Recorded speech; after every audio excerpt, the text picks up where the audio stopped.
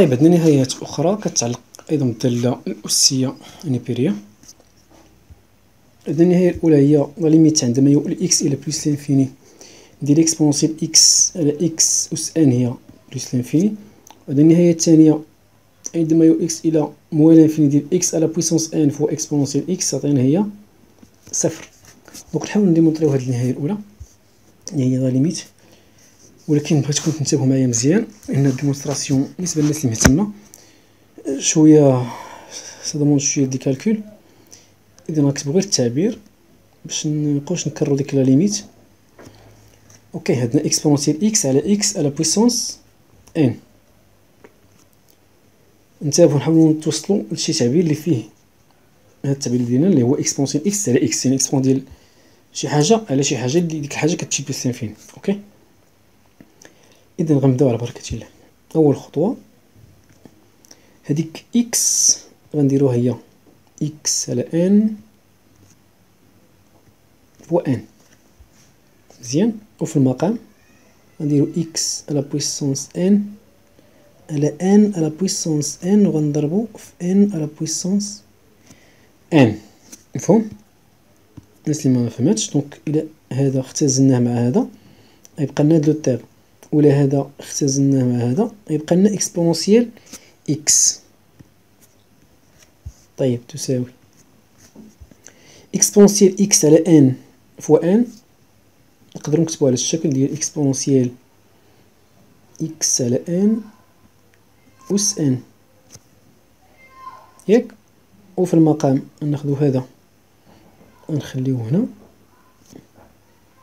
اكس أس ان على ان أس ان، دونك هي اكس على ان كلها أس ان، غتبقى لنا نضربوها في هذا هو منساوش واحد على ان أس ان. إذا هذا غنجمعوه غيولي اكسبونسيال اكس على ان نقسموه على اكس على ان نديرو كلو أس ان وغنضربوه في واحد على ان. إذا الهضرة هو بحال ماك أس ان. بما أن هادشي كلو أس ان غادي نجمعوه يعني في قوس واحد، نكتبو واحد على ان هي الأولى بحال دونك مضروبة في اكسبونسيال ديال اكس على ان على اكس على ان الكل أس ان. واضح حتى الآن اش درنا؟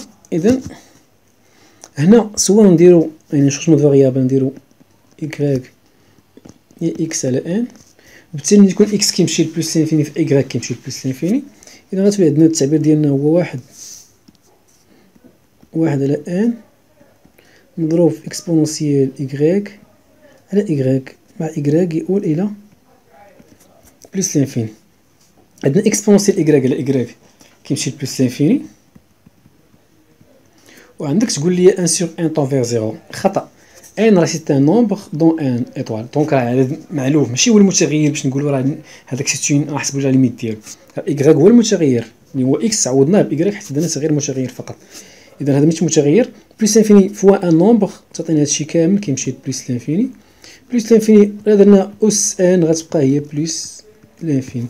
إذا لا ليميت ديال هاد العجب هذا لا ليميت غيعطينا لا ليميت ديال x à la puissance عفوا exponentielle x sur x à la puissance n quand x tend vers plus l'infini égale plus l'infini. هذا غير بالنسبة للناس اللي كتعشق الرياضيات، عطيناهم لا بروف منين جات. النهاية الثانية عندنا لا ليميت ديال x يؤول إلى موان لانفيني ديال x à la puissance n فوا exponentielle x كتساوي صفر. بطبيعة الحال هادي فقط نوضعو تي كتساوي ناقص إكس، وبالتالي غتولي هي تي تؤول إلى بلوس لانفيني إكس هي موان تي. إذا موان تي أس إن في إكسبونسيال موان تي هي لا ليميت ديال تي كيمشي لبلوس لانفيني. نديرو موان زان أس ان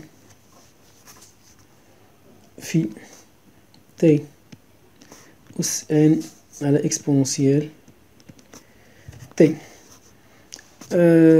لقينا ان اكسبونسيال اكس على اكس على بويسونس ان في بلس انفيني و بلس انفيني، اذا المقلوب ديالو هو صفر.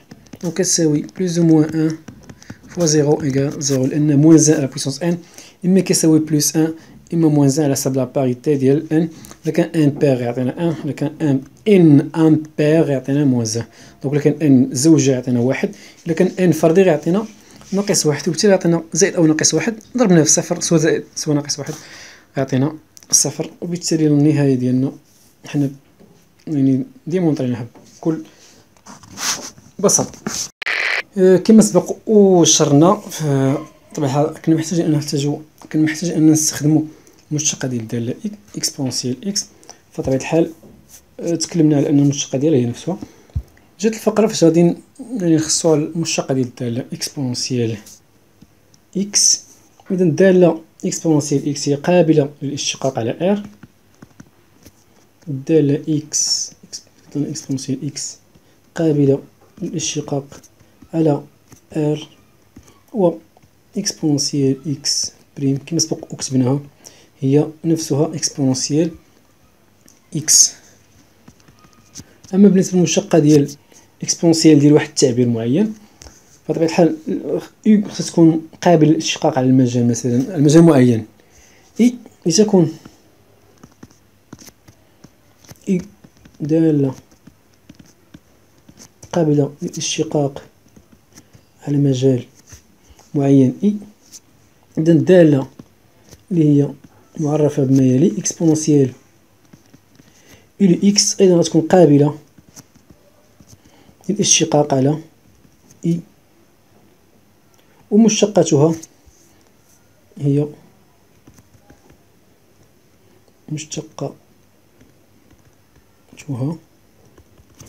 هي إذا غنديرو هي إي بريم لإكس مضروبة في المشتقة ديال إكسبونسيال هي نفسها إكسبونسيال مطبقة على إكسبونسيال على إي لإكس.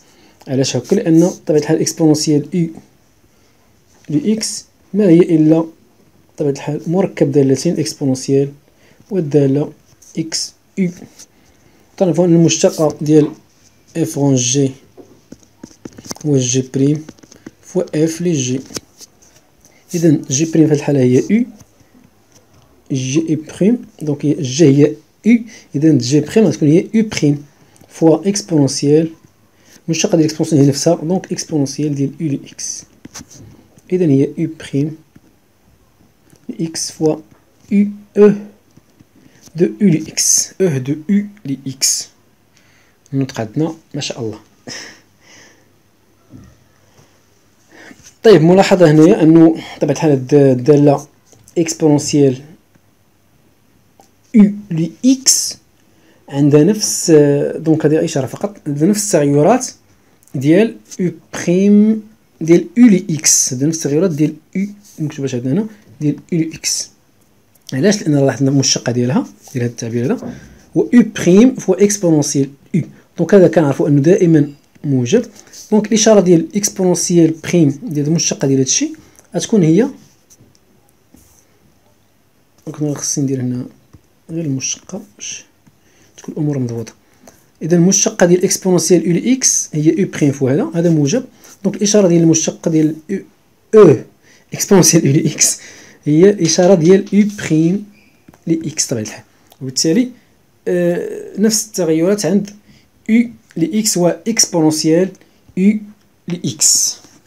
طبعا الحال عندنا أيضا فقرة الدالة الأصلية لكل دالة تتكتب على شكل أو بريم، يعني شي مشتقة في الإكسبونسيال ديال ديك الدالة. دونك هنا كاينة المشتقة وهنا كاينة الدالة الأساسية.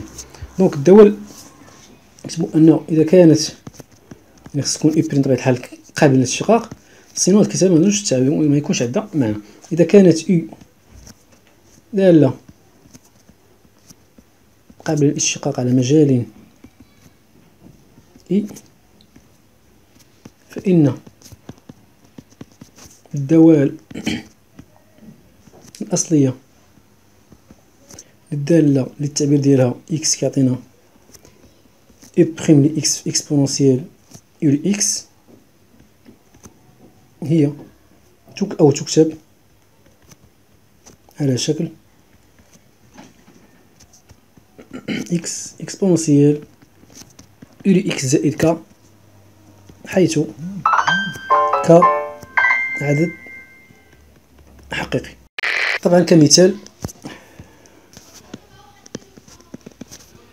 ناخذ مثلا الدالة اللي وين دالة بسيطة تبع ديال مثلا شي مشتقة اللي هي كوسينوس مثلا إكس فوا ليكسبونسيال ديال سينوس إكس. بطبيعة الحال لاحظنا أن الكوسينوس ما هو إلا سينوس إكس بخيم نضرب في ليكسبونسيال ديال سينوس إكس. فالدالة الأصلية ديال هادي الأصلية الدالة هي غتكون هي طبيعة الحال إكسبونسيال ديال سينوس إكس. طبيعة الحال المشتقة اللي كتكون هنا وكتكون هنا، يعني كناخدو هاد التعبير هذا إلا كانت المشتقة ديال هادي هي اللي كاينة هنا، دونك هي كوسينوس إكس. هذا كمثال بسيط فقط.